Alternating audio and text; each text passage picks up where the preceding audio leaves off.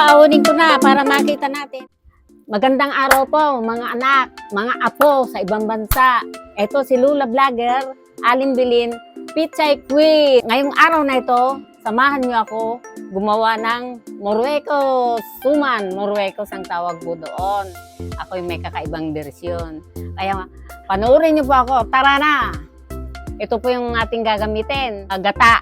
Ito po yung gagawin natin latek. Kakanggata ang tawag. Ito naman po yung ihahalo natin doon sa ating gagawin na glutinous rice. Ito po, 3 cups na glutinous rice. Ito naman po, 1.5 cup na rice flour. Ito po naman yung asukal, 1.5 cup. Mayroon po rito tayong isang lata na evaporadang gatas.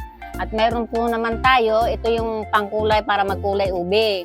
Gagawa po tayo ng latek. Ito yung kakanggata. Bubos natin para maglatek. Tulad po ng dati nating ginagawa, pag nagluluto po tayo ng latek, ay lagi nating hinahalo para hindi magbuo-buo.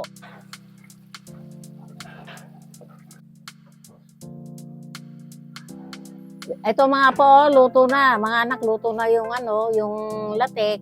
Tatanggalin natin ngayon yung mantika ay yung langis, yung pinakalangis niya. Ihihiwalay natin dito sa latek. Isasalin na po natin dito sa sasalain natin na ganito para mahiwalay yung mantika, yung pinakalangis, saka yung latek. Itong latek, isi-set aside muna natin, itatabi muna natin at mamaya na natin gamitin. Ito yung 3 cup na glutinous, lalagay ko na rito. Ito yung rice flour, ihahalo rin natin to. 1.5 cup. 1.5 cup. Natin para magpantay yung asukal at saka yung mga nilagay ko na ingredient. Tapos natin mapaghalo-halo, ilagay na natin yung 250 na gata. Natin ng ganito para humalo yung gata. Na po natin yung 1 cup na gatas na milk. Sa English, milk.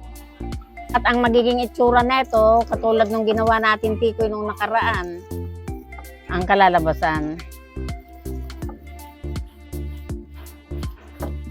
Naman natin itong ubi flavor.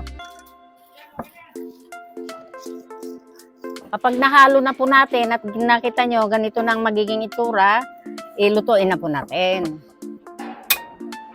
Ilalagay na po natin sa kawali. Pag nailagay na sa kawali, wag nang tigilan ng paghalo para hindi manikit.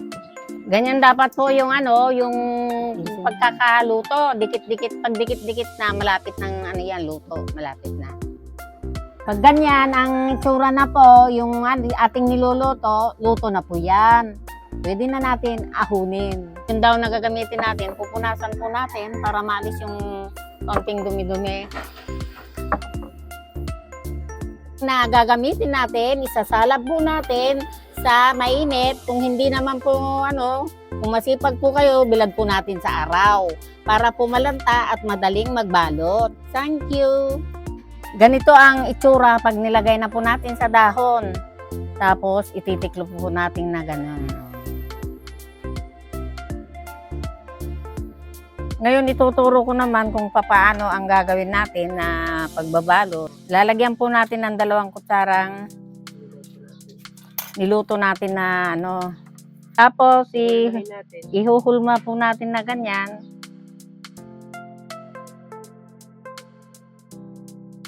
Para lagyan po natin ng latik yan. Yan, gaganyan po natin yan.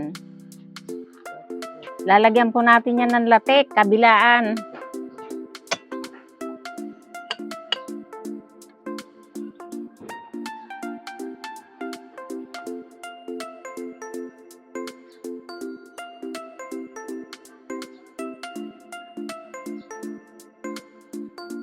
Kung gusto niyo po na marami, dagdagan po ninyo. Kung gusto niyo man kung konti naman yung nalatek,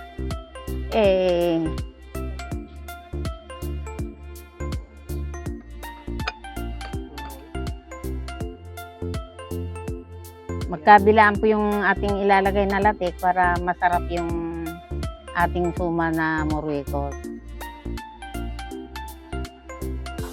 Pang po tayo nagbabalot, buksan na po natin yung yung steamer.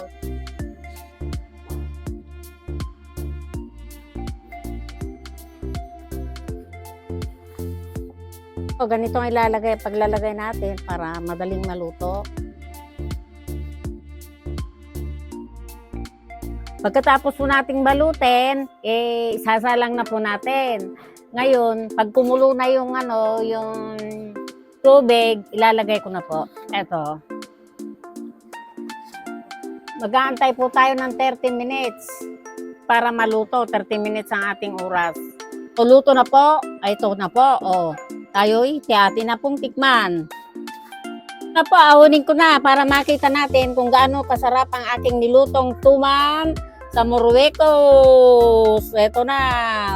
Ayan. At nawa po magustuhan ninyo at sa susunod na naman pong muli. Ayan na. Ito na po yung niluto kong suman sa Marruecos na binalot sa saging.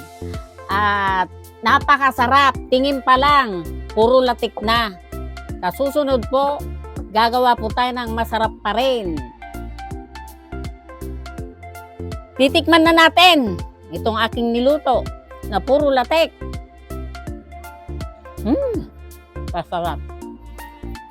Okay, napakasarap. Maraming salamat po sa inyong panunood.